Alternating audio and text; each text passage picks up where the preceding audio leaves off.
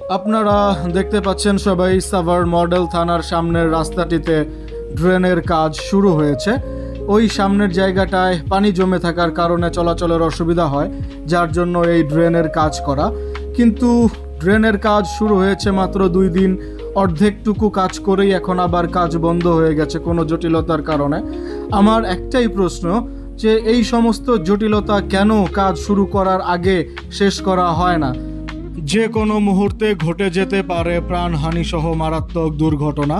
কর্তৃপক্ষের কাছে আকুল আবেদন, অতি দ্রুত রাস্তার কাজ শেষ করে সাভারবাসীর উপকারে আসবেন। সবাইকে ধন্যবাদ।